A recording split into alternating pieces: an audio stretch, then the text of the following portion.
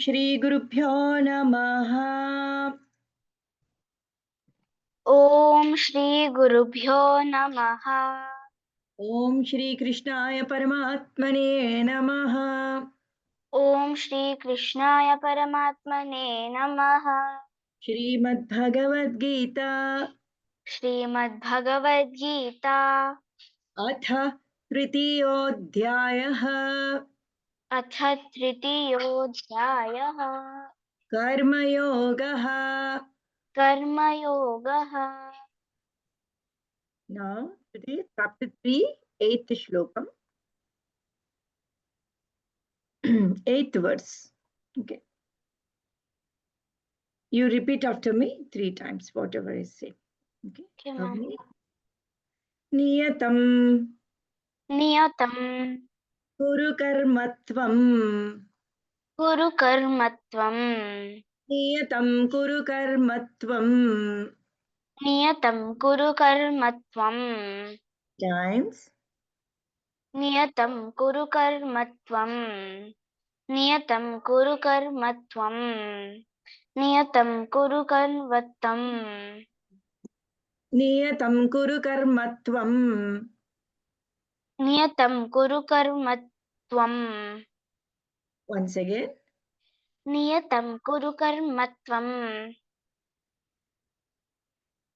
कर्मज्ञायो ह्य कर्मज्ञायो कर्मज्ञायो ह्यकर्मणः कर्मज्ञायो कर्मणः कर्मज्ञायो कर्मज्ञायो ह्य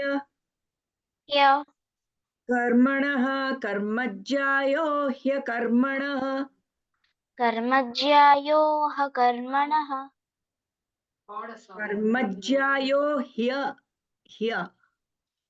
कर्मज्ञायो ह्यकर्मणः कर्मज्ञायो कर्मणः 3 times कर्मज्ञायो कर्मणः कर्मज्ञायो कर्मणः ज्ञायो ह्य कर्मणः कर्मज्ञायो ह्यकर्मणः कर्मज्ञायो कर्मणः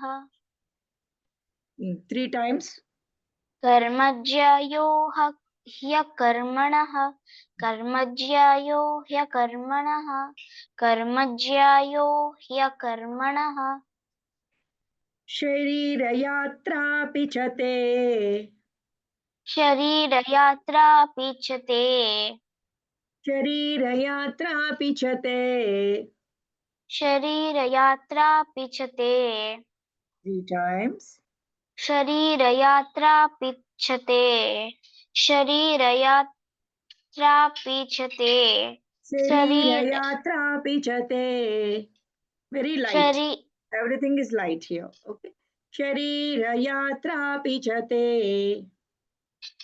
शरीरयात्रापि च ते शरीरयात्रापि च ते शरीरयात्रापि च ते शरीरयात्रापि च ते शरीरयात्रापि च ते very good न प्रसिद्धेद न प्रसिद्धेद न प्रसिद्धेद न प्रसिद्धेद कर्मणः कर्मणः न प्रसिद्धेद कर्मणः न प्रसिद्धेद कर्मणः न प्रसिद्धेद कर्मणः न प्रसिद्धेद कर्मणः न प्रसिद्धेद कर्मणः न प्रसिद्धेद कर्मणः very good okay शरीरयात्रापि च ते न प्रसिद्धेद कर्मणः शरीरयात्रापि च ते न प्रसिद्धेद कर्मणः 3 times शरीरयात्रापि च ते न प्रसिद्धेद कर्मणः शरीरयात्रापि च ते न प्रसिद्धेद कर्मणः शरीरयात्रापि च ते न प्रसिद्धेद कर्मणः Okay. Okay. Now we will recite from right beginning. Okay. Okay, ma'am. नियतं कुरु कर्मत्वं कर्मज्यायो ह्यकर्मणः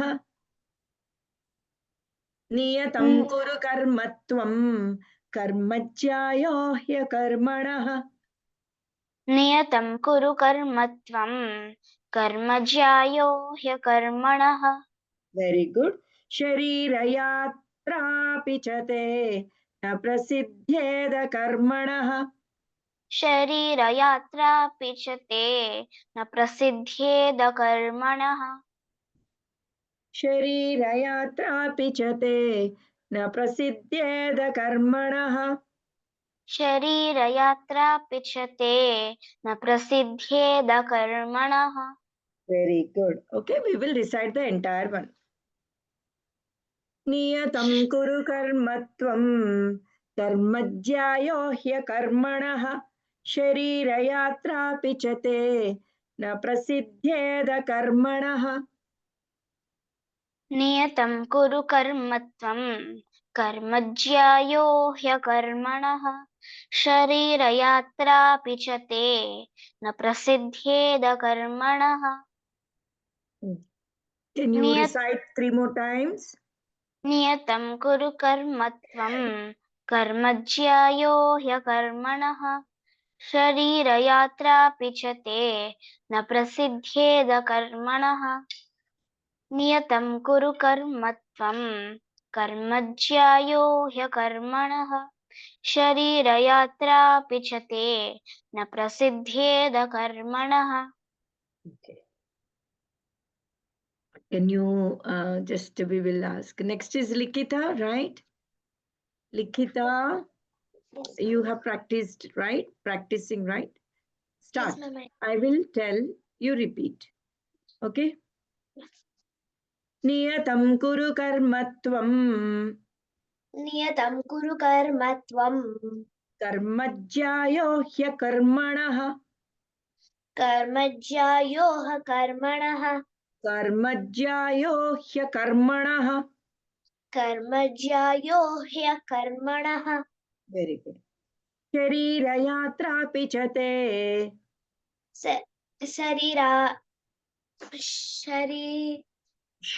शरीरयात्रापि च ते शरीरयात्रापि च ते See, if you want, you can write in your book. Okay? S and H. Ma'am, In English, we write S, but actually, in that sa will be pronounced as two. Only one sa is normal. Other sa is pronounced as sha only. Okay, sha, sha, sha, sha. Okay, so sharirayatra pichate. शरीरयात्रापि च ते One more time. शरीरयात्रापि च ते शरीरयात्रापि च ते न प्रसिद्धेद कर्मणः न प्रसिद्धेय कर्मणः न प्रसिद्धेद कर्मणः न प्रसिद्धेद्य कर्मणः न प्रसिद्धेद कर्मणः न न न प्रसिद्धे न प्रसिद्धेद कर्मणः न प्रसिद्धेद कर्मणः Okay, okay. You repeat all the entire shlokam 3 times. Natyam, ma'am, can you give me some practice? Okay, okay, I'll give you. नियतं कुरु कर्मत्वं नियतं कुरु कर्मत्वं कर्मज्यायो ह्यकर्मणः कर्मज्यायो ह्यकर्मणः नियतं कुरु कर्मत्वं कर्मज्यायो ह्यकर्मणः नियतं कुरु कर्मत्वं कर्मज्यायो कर्मज्यायो ह्य and ya sounds are mixed. Others Karma- also, please, when I'm giving practice to Likita, you please also practice. Okay. Niyatam kuru karmatvam karmajyayo ह्यकर्मणः. नियतं कुरु कर्म त्वं कर्मज्यायो ह्यकर्मणः 3 times. नियतं कुरु कर्म त्वं कर्मज्यायो ह्यकर्मणः कर्मणः कर्मणः Like that. Another 2 times. नियतं कुरु कर्म त्वं कर्मज्यायो ह्यकर्मणः. Very good. Okay, you got it, no? शरीरयात्रा पिछते. शरीरयात्रा पिछते 3 times. शरीरयात्रा पिछते शरीरयात्रा पिछते न प्रसिद्धेद कर्मणः. न प्रसिद्धेद्य कर्मणः न प्रसिद्धेद कर्मणः. न प्रसिद्धेद कर्मणः न प्रसिद्धेद कर्मणः. न प्रसिद्धेद कर्मणः न प्रसिद्धेद कर्मणः. न प्रसिद्धेद कर्मणः. Okay. Now you practice the entire one. Once I'll tell, you repeat 3 times. Yes, ma'am. नियतं कुरु कर्म त्वं कर्मज्यायो ह्यकर्मणः शरीरयात्रापि च ते न प्रसिद्धेद कर्मणः. Yes. नियतं कुरु कर्म त्वं कर्मज्यायो ह्यकर्मणः शरीरयात्रा पिछते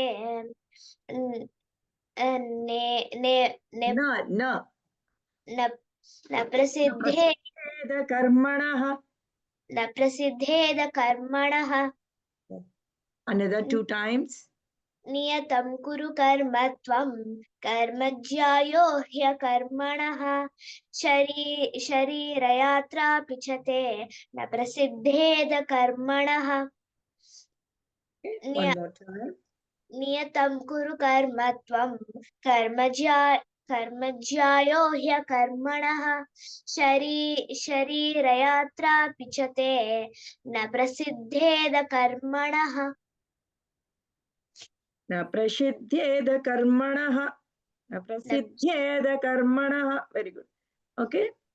नियतं कुरु कर्म त्वं कर्मज्यायो ह्यकर्मणः शरीरयात्रापि च ते न प्रसिद्धेद कर्मणः. नियतं कुरु कर्म त्वं कर्मज्यायो ह्यकर्मणः शरीरयात्रा पिछते न प्रसिद्धेद कर्मणः. Very good. Hari Om. That's it. Practice. Yes, ma'am.